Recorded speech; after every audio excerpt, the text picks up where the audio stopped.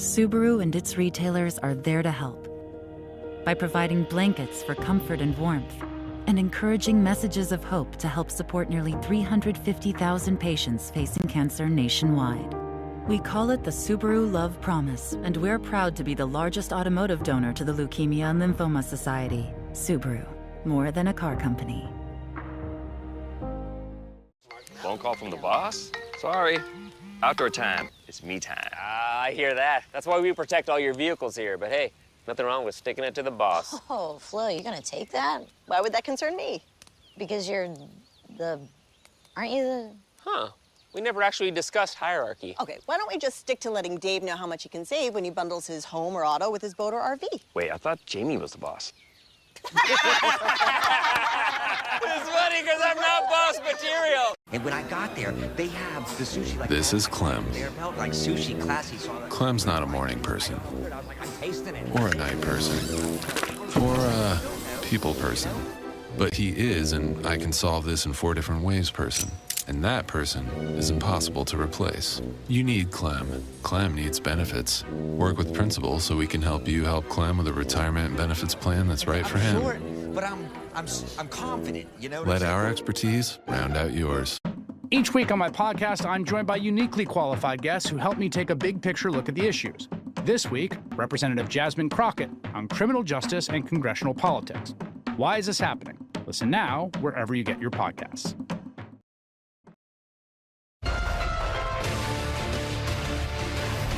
Getting it back to the states puts the question where it belongs with the vote of the people, and over time, it will all work out. It's working out right now, but it's all going to work out, and it's where everybody wanted it, including the legal scholars, but it's where everybody wanted it to be. Hello again, everyone, and welcome to the 5 o'clock hour here in Gotham City. I'm John Heilman, in for Nicolle Wallace. Exactly 2 years ago today, the U.S. Supreme Court, thanks in large part to Donald Trump stacking it with conservative justices, took away a woman's federal right to an abortion, a right they'd had for nearly half a century. When the Supreme Court overturned Roe v. Wade, a cascade of laws around the country banning or limiting abortion came down. Some states enacting full bans, others banning abortions as early into pregnancy as 6 weeks, a time when many women do not yet know whether they are pregnant. So very contrary to what the disgraced ex-president said this weekend. The consequences of this decision are not, quote, where everyone wanted it to be. They have been dire and they have been scary for women and the men who love them in this country. Women have been close to death because of these restrictions, unable to get the care they need, forced to carry unviable pregnancies to term or travel across state lines to get basic medical help. What we've seen in the past 2 years is that the American public does not want that reality and has rejected it in almost every case. In states where abortion access has been put on the ballot, in Kansas and Kentucky and Ohio and others, voters have consistently chosen to protect women's reproductive rights. Vice President Kamala Harris spoke to that phenomenon in a new interview exclusive with our colleague Mika Brzezinski. If you look at where the American people were in so-called red states and so-called blue states, every time this issue of abortion was on the ballot, the people voted for freedom. That's who the American people are. Right? We have our differences, but the American people believe in the integrity of our country and our values, which include that we protect and fight for individual freedoms and liberties. The Biden-Harris re-election campaign has made safeguarding abortion access a cornerstone of its effort, hoping it will galvanize Americans to vote in November. According to Planned Parenthood data provided to NBC News, quote, nearly 28 million women of reproductive age live in states with partial or total bans on abortion.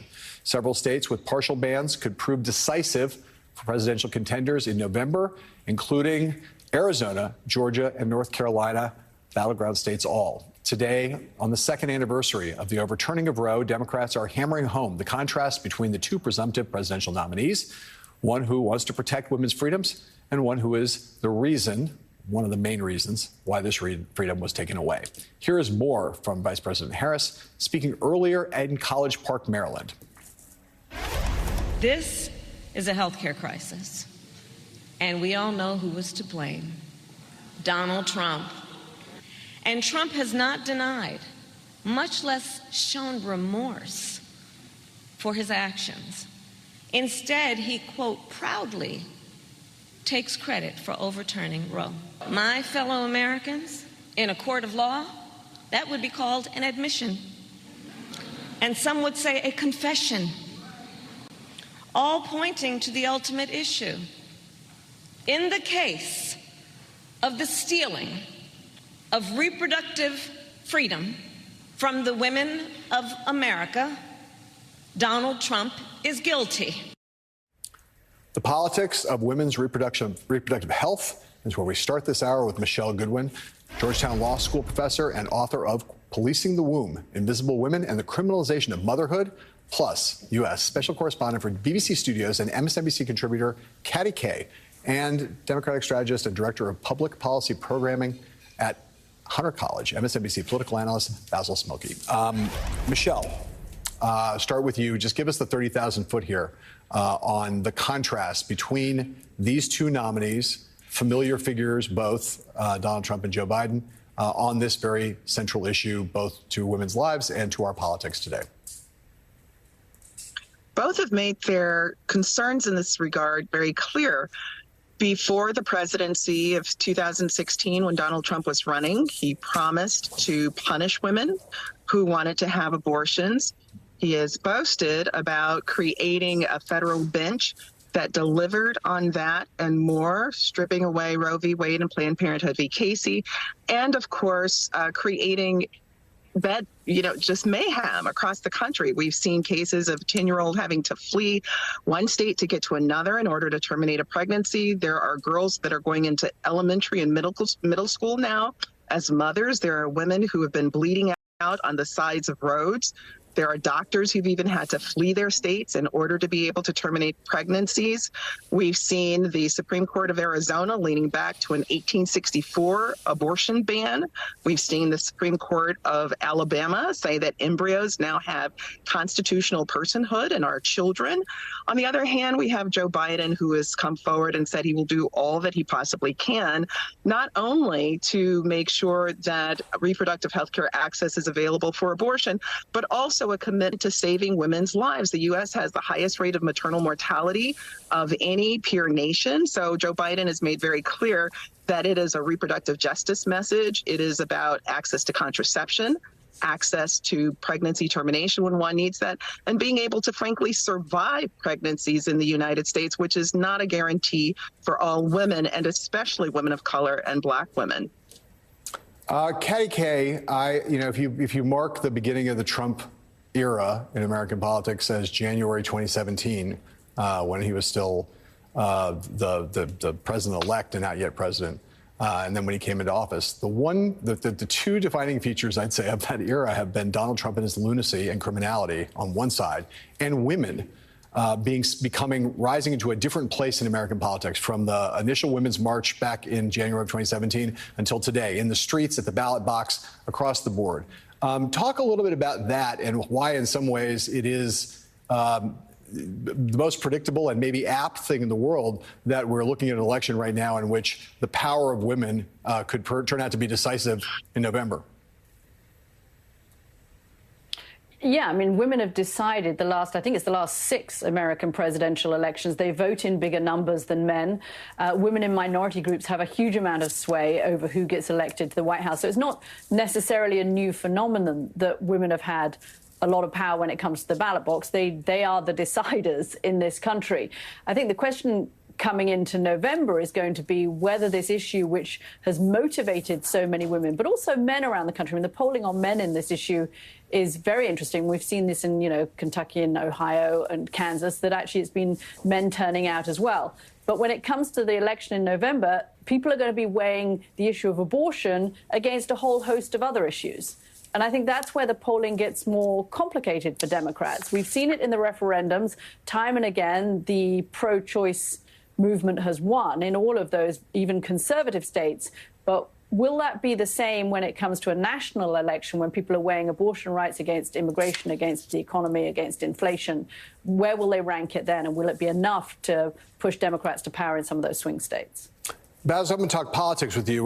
The first thing I'm going to put up is a poll that is has been reflective of reality for quite a long time in America. But this poll talks about, in the Pew Research poll from May of 2024, about support for abortion. It says here that abortion in America, we believe, 63% of voters think that abortion should be legal in all or most cases, and 39% believe that it should be illegal in all or most cases. That's a pretty basic breakdown. If you're for a political strategist, you look at those numbers and you think, okay, if I'm on the 63% side of this, I have some material to work with, and the Biden-Harris campaign is doing it. I want to give you one more thing, and then let you go to town here on the politics of this.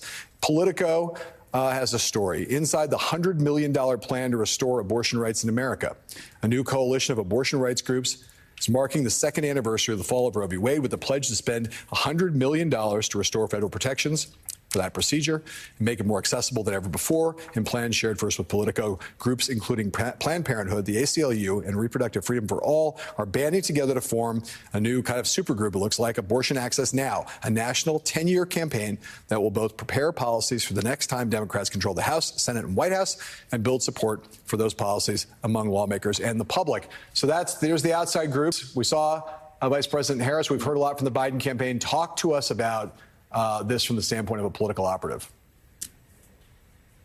Sure. Well, the first and foremost, I like to see that Kamala Harris is out there speaking very forcefully about this issue and more about this issue. I've long said that she is, in many cases, the administration's secret weapon. I wanted them to use her more on the campaign trail. It looks like they're doing that because she represents a kind of intersectionality around so many issues that she can really speak to not just women, but particularly women of color on a host of other things that I think that she would be very effective at doing that in this cycle. So I'm glad to see, number one, that they're using her more.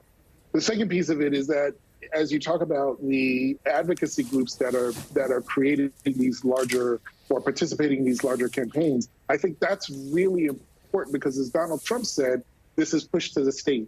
And as a former party executive director for New York State, I can tell you the importance of really supporting the entire ticket. Do not leave any seat uncontested if you're a Democrat.